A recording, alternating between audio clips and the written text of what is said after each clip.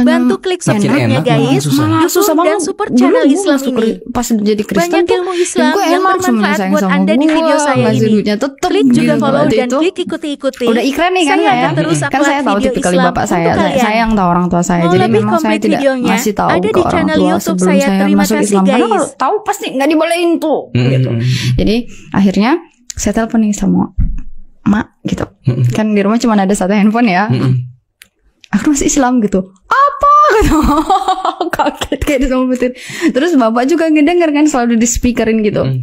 Kau kenapa masuk Islam, nanti dicabut beasiswamu itu katanya.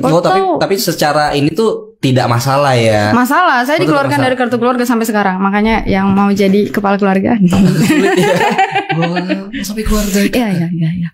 Jadi waktu itu bapak saya marah-marah karena bapak ini pengurus gereja waktu itu di gereja. Jadi kalau kita kayak khotif gitu, yang bisa berkhutbah tapi tidak bisa memimpin ibadah.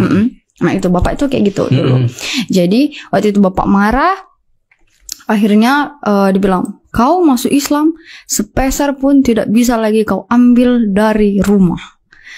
Cari juga bapakmu, mamamu katanya, semuanya putus hubungan. Terus aku bilang lah, ya udah putus aja. Tapi mau sampai kapan pun, kalau diiris ini tanganku sama tangan bapak, darah kita itu sama gitu. Nggak ada yang bisa menggantikan darah itu. Mbak Anita ngomong seperti itu. Jadi bapak makin marah gitu, pakai bahasa Batak kan yang artinya matilah kau katanya. Terus aku bilang enggak mati aku, sampai sekarang masih hidup begitu. Tapi seteguh itu Mbak Anita menjawab kepada orang tua. Iya, karena memang kita dari dulu memang sudah dididiknya itu keras mas, gitu kan. Sampai dikeluarkan dari kakak. Di situ saya agak sedih gitu kan, walaupun tadinya di telepon itu lantang nih gitu. Setelah itu nangis juga sih gitu kan. Nangis lah saya. Terus ya udah pas semester 1 tuh masih yang singkat cerita saya menjalani hari udah biasa-biasa aja gitu. Semester 2 pas pembagian uang saku dari beasiswa utusan daerah dari kabupaten gitu. Saya nggak dapet, teman-teman saya itu turun semua nih uangnya gitu. Kan beasiswa dari daerah ya. Turun semua ke ATM yang udah dikasih kan. Saya kok enggak gitu. Di sini udah mulai duk nih. Kok saya enggak ya gitu. Saya coba telepon nih yang pembina beasiswanya dari saya kan di Simalungun maksudnya. Enggak tahu deh. Kok bisa nggak tahu gitu. Akhirnya di situ saya mulailah khawatir. Tapi masih tetap lanjut kuliah gitu sampai semester 2.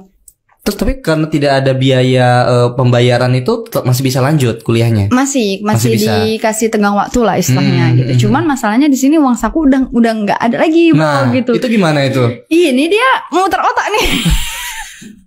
Udah dari rumah nggak ada kan, beasiswa diputus gitu. Apa nih harus bisa. Akhirnya di situ waktu itu di IPB kita tuh ada jual donat gitu. Jadi kita bawa donat nih, kita jual ke kelas pagi-pagi untuk anak-anak yang baru datang kuliah sarapan gitu. Jam 4 pagi saya antri donat karena kan bangun jam 4 pagi biar dapat antrian. Terus jam 7 kuliah gitu. Saya jalan dari asrama ke tukang donat. Saya jualan di situ. Dulu untungnya cuma 500 rupiah satu biji. Jadi kalau donat saya habis 20, ya untungnya berapa tuh? Cuman 10.000. Cuman untuk makan doang. Kadang juga kalau saya nggak ada uang nih, ya udah donatnya aja deh saya makan gitu. Uang lu itu apa keyakinan lu goyah Mbak? Goyah waktu itu sempat goyah. Maksudnya gimana dong? Maksudnya anak masih usia muda, ngerantau jauh, putus biaya dari orang tua, putus hubungan dari beasiswa pun diputus. Putus juga. Di situ saya ngerasa kayak nggak adil loh. Di situ saya ngerasa kayak kok hidup gua masuk Islam bukannya makin enak malah susah. Malah susah banget. Dulu gue masuk pas jadi Kristen tuh hidup gue enak, semuanya sayang sama gue, ngasih duitnya tetep gitu kan. Kok kayak gini gitu. Sempat kayak marah gitu, kayak kecewa gitu, kayak ngerasa apa gue salah ambil pilihan ya gitu. Tapi kayak ya udah dijalanin. Terus teman yang satu kamar ini juga tetap nyemangatin, emang kayak gitu dan semuanya juga kayak gitu. Sampai aku dia tuh disaranin untuk nonton video-video orang yang mualaf gimana perjuangan cobaannya gitu. Sampai ditemuin juga sama kakak-kakak yang sebelumnya ada yang mualaf di PB juga gitu. Tapi kakak-kakak yang mualaf ini adalah orang kaya bro gitu, orang Jakarta bro, beda sama gua gitu kan. Mau dia gimana juga tetap aja mama bapaknya masih support gitu. Orang dia kuliah naik mobil lah gua gitu. Kayak nggak make sense juga. Cuman kayak ya kalau gua mikirnya gini, kalau gua berhenti sekarang, nyerah sekarang, berapa orang yang akan tertawa sama gua gitu. berapa orang yang akan menyepelekan gue dengan pilihan gue. Justru dari situ aku mikir, aku harus tetap bisa bertahan, harus bisa sukses, dan harus bisa baik ke semua orang, terutama orang tua, supaya mereka nggak mikir kalau Islam itu yang jahat gitu.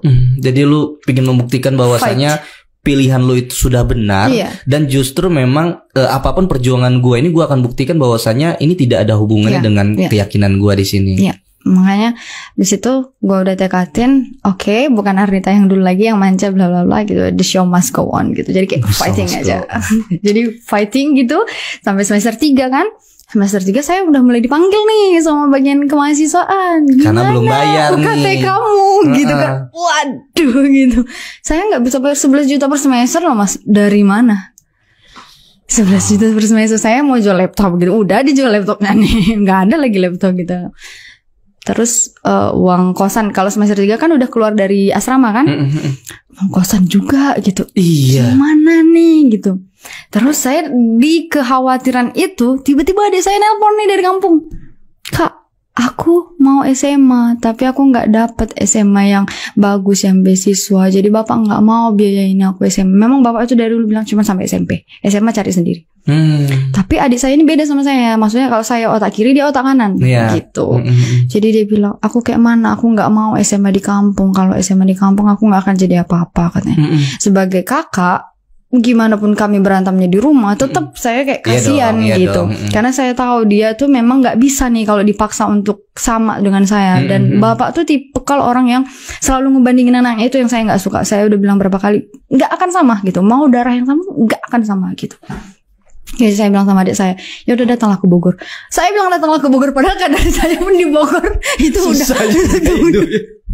Aduh, di situ saya tuh entah apa yang merasuki saya waktu itu, bilang datang ke Bogor. Jiwa kakaknya kan, pengen lindungin adik di saat terpuruk juga gitu kan. Makanya itu kayak, kalau saya inget-inget itu ya, waduh gila juga nih saya gitu. Saya bilang datang ke Bogor, datanglah dia ke Bogor kan. Nyampe di Bogor kayak sama-sama bengong, sama-sama lihat-lihatan lah kami. Kakak ini apa lah? Dia bilang, jadi aku sekolah di mana? Nggak tahu. Jadi akhirnya saya jumpai lah Ustadz saya kan. Saya bilang, adik saya kayak gini, tolong Ustadz dibantu gitu. Akhirnya dimasukkanlah dia ke SMA salah satu swasta, tapi swasta Islam terpadu. Oh, adik sudah mualaf juga? Belum, nah ini dia ceritanya juga. Belum mualaf tapi masuk Islam terpadu. Karena saya nggak mampu nih untuk menyekolahkan kamu di sekolah swasta Katolik atau swasta Kristen di Bogor, mahal bro gitu kan. Kuliah di sini tuh apa pendidikan apapun mahal lah ya. Dan negeri nggak mungkin masuk karena kan waktu itu pakai zonasi kan. Jangan kan zonasi kecamatan, lu dari daerah lain nih nggak akan masuk gitu. Jadi ya udahlah. Terus aku bilang, aku nggak maksa kamu masuk Islam. Tapi karena memang ini sekolah Islam terpadu, harus pakai kerudung sekolah, mau nggak mau aku cewek gitu. Cewek. Terus kayak ya udahlah nggak apa-apa, tapi kan aku nggak harus Islaman. Enggak, aku bilang. Akhirnya waktu itu dia sempat 3 bulan, itu 2016 tuh udahan. Sebelum dia kami memutuskan untuk dia sekolah tuh ada pergumulannya juga. Jadi mikir nih saya kan cuma ngajar les ya, jadinya saya ngajar les tuh karena saya backgroundnya Olimpiade Kimia kemarin. Oke, akhirnya bisa ngajar les. Ngajar les anak-anak dosen tuh sama anak-anaknya teman saya gitu. Anak-anak adik-adiknya teman saya. Nah, saya udah ngajar les di situ, jualan donat juga iya, sama jadi buruh laundry juga iya gitu. Jadi saya di situ udah nggak bisa kuliah lagi Mas di situ di semester 3 tuh karena belum bayar uang. Kuliah tadi. Berarti ditahan sama kampus ya? Nggak bisa ikut ujian. Oh iya betul syaratnya ya. Jadi nggak bisa ikut ujian UTS. Nah UAS juga nggak bisa. Jadi saya mikir kayak kalau nggak bisa ikut UAS ngapain? Gue capek-capek kuliah gitu kan. Iya dong. Mending aja gue nyari uang gitu. Adik gue udah di sini. Nah. Tapi itu sembari mempertanyakan juga kan kenapa beasiswanya? Iya saya telepon terus tapi nggak ada respon dan saya mau minta tolong ke orang tua itu udah nggak bisa gitu. Jadi benar-benar kayak nasib saya tuh benar-benar. Aduh sadis dah. Gue juga bisnis banget sih. Iya, terus adik gue di sini kan. Jadi gue mikir nih, kalau gue yang dipending di sekolah kuliahnya, gue masih bisa lanjut tanpa ada kendala ijazah ataupun. Tapi kalau adik gue yang dipending, adik gue bakal harus ikut penyetaraan atau enggak ijazah yang C itu pakai C ya kan. Betul, dan itu jadi, sayang banget. Gue kayak ya udahlah, sekolah dulu.